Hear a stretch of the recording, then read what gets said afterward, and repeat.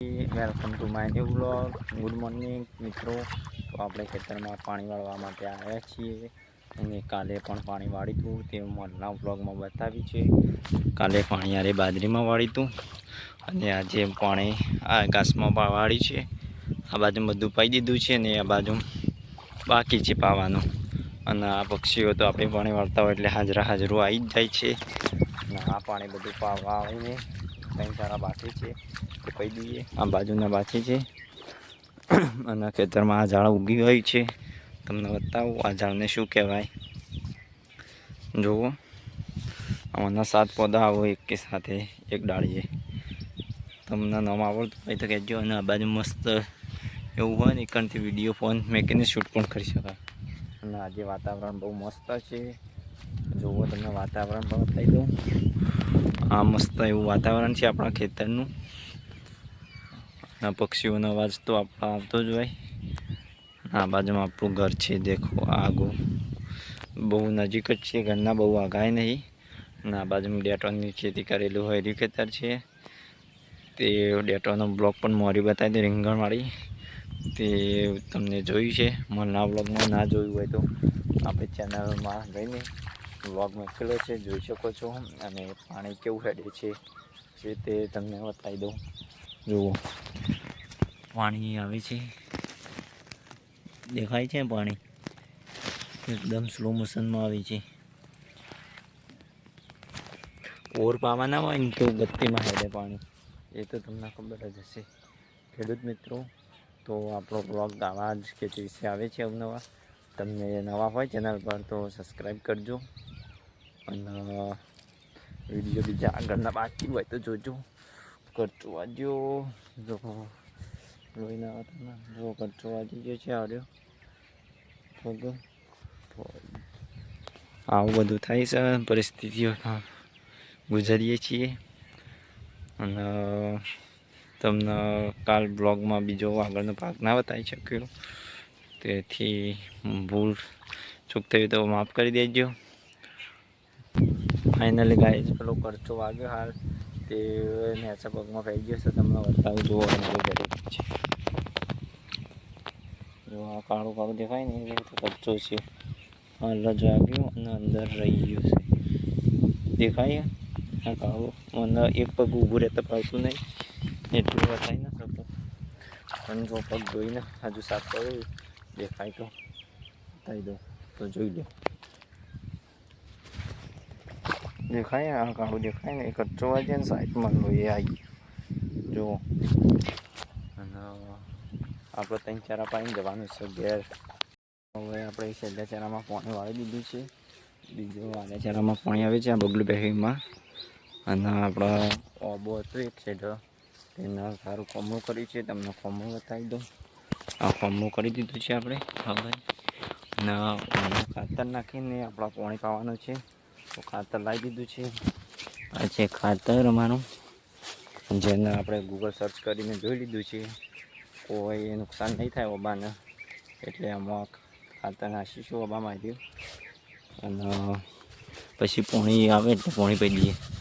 તો આપણે બહુ પ્રમાણમાં નહીં નાખવાનું ખાતર, આટલું બહુ થઈ ગયું. આ વધેલું ખાતર છે ને તે આપણા ઘાસમાં નાખી દઈએ, જેથી ઘાસનો ગ્રોથ જલ્દીથી થાય. આ વિકાસ માટેનું જ ખાતર આવે એટલે સારું, પાકમાં કંઈ નુકસાન ના થાય.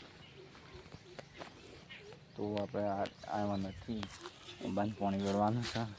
તો આપણે હારી બતાવીએ. અને હારે 2 ચેરા ભેગા હંગાતાવે છે પાણી. જો આટલા આવી ગયું છે પાણી. અને બીજા ચેરામાં આટલા આવી ગયું છે.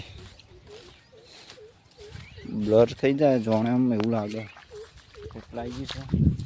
તો આપણે વચ્ચે પાણી ભરી દઈએ. આટલા ફૂલ ફાસ્ટ ગતિમાં આવે છે પાણી, એટલે વચ્ચે પાણી ભરી દઈએ. એક તો બાકડું ભરી દીધું છે. જે આપણે ઓબામાં લઈ જઈને જોઈશું. આપણો ઓબો આટલો નહીં હોય તો 30-40 મીટર દૂર છે. તો આપણે અડધા પાણી ભર્યું છે. જુઓ, આટલા પાણી આવી જાય બાકીનું એટલે વેળીએ. અત્યારે સામાન્ય વેળીએ થોડું ઢીલું થઈ જાય. તો આટલા પાણી આવે આટલા તો આટલે ભરીને વેળી છે. થોડું થોડું ના એટલે અત્યારે વેળી દઈએ આટલું. જો આટલું વેળી દઈએ આટલું તો પીધું. બીજું આટલા એક બીજા ચહેરામાં આવેલું છે તે પણ વેળી દે. ભરાય તો તબક્કું આખું છેલ્લા ચહેરામાંથી તો વેળવાનું જ છે. તો આટલા હારે ચારો આવી ગયું છે પાણી, તો આટલાય તબક્કું ભરાય તો વેળી દઈએ. પાણી ભરાય તો છે પણ થોડું થોડું આટલું આવે અને આડાવાળું છે. ચોખ્ખું આવે ને સારું આવે ને આટલું આવી તો આટલું થોડું વેળી જાય. ટેપ ટેપ સરોવર ભરાય તેમ કરીને વેળી દઈએ. તો આપણા બાઈક આપણે આટલું પાણી આવી જાય છે. ખાતર વગડે એના માટે વેળી દઈએ એટલે થોડું ભરાય.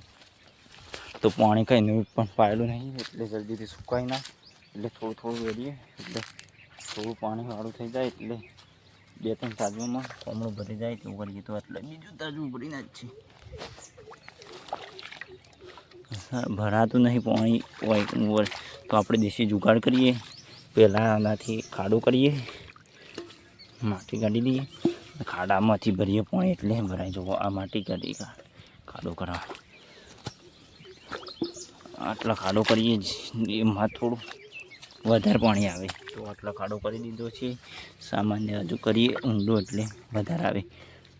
તો આપણા ખાડા કામ પૂરું થઈ ગયું છે. એવું તો તાજું ભરીએ હજી જેવો ખાલી છે આટલા અહીં ભરીએ. આટલા ખાડો જેવું થયું તો આટલું પાણી આવી જવું. પહેલાં કરતાં થોડું વધારે આવ્યું છે. થોડું વધારે ઊંડો ખાડો કર્યો તો વધારે આવી શકો, પણ આટલું આપણે ચાલશે. પછી બીજું ભરીએ. ચંપલ પહેર્યા વગર આવ્યા છીએ તો પગ જેવા ત્યાં હું કોટા વાગે છે જ. જોવા કોટો વાગે તો દેખાયા બ્લર થઈ જાય એટલે દેખાતું. જો તો કોટો તો તમે બતાવો એટલે બતાવો પણ પડી ગયો. તો આપણા આદુ પાણી આટલા આવી ગયું છે જુઓ. તો એમાંથી પાણી પી દઈએ, ખોમણું ભરી વિડીયો બતાવી દઈએ. 2 મિનિટ બાદ આપણે હવામાં પાણી ભરી નાખ્યું છે ખોમણું. જુઓ 15 થી 20 તબલા હારી વેર્યું તો આટલું ભરણી છે. અને 5 થી 6 મિનિટ લગાતાર વેર્યું એટલે એટલું ભરણ્યું અને અડધું પી ગયું. આટલા ખાડો કરે તો ચહેરો આપણો ભરાઈ ગયો છે. હવે આપણે ઘર તરફ જઈશું આટલું બધું પીરે એટલે. અને વાતાવરણ આવું મસ્ત એકદમ સુપર હિટ કર્યું છે. જો વાદળ એવું મસ્ત છે ને જાણે સ્વર્ગમાં આવી ગયા હોય જીવતા ને જાગતા. જો આ બાજુ વાતાવરણ બતાવું ઝૂમ કરીને. જો બગલા એવું મજા આવી જાય છે ને ખેતરમાં. તો વરસાદ નહીં આવે તો એ લીલુંછમ એવું લાગે છે ને ખેતર આપણું.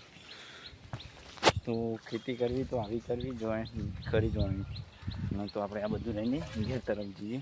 આગળથી બીજું વસ્તુ લેવાનું છે તે બતાવી દઈએ. અને આપણે હેડે છીએ ઘેર. આ ખાતરના પણ ઉપર તાજુ લાવ્યા હતા એ પણ ઘેર લઈ જઈએ છીએ. એમ પાવડો હેતમ પડી રહ્યો છે. તો પાવડો લેવા કરીને આવીશું અને આપણે ઘેર તરફ જઈએ છીએ. ઘર તરફ આવી ગયા છીએ. ઘરે જઈને પેલો ફોટો કાઢીશું. તે વ્લોગ બનાવતા ફરશે તો બનાવી દેવું. કોઈને બનાવી દે અને ઘરે પોકું જઈએ તો રસ્તો બતાવો.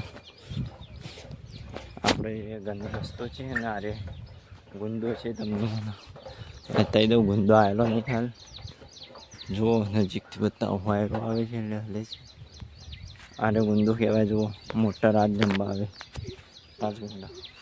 અને આપણે ઘર તરફ આવી ગયા છીએ અને આ છે આપણું ઘર જોઈ શકો છો. અને આ છે આપણો ગાયનો સાપરું જેમાં ગાયો બધેલી જશે. જો અરે આપણે ગાયો જે સોયલો બાંધી દીધી છે. અને આ છે આપણો રેલો બળદ. આમાં પણ બીજો ગાય છે. નદી પેલી રહી.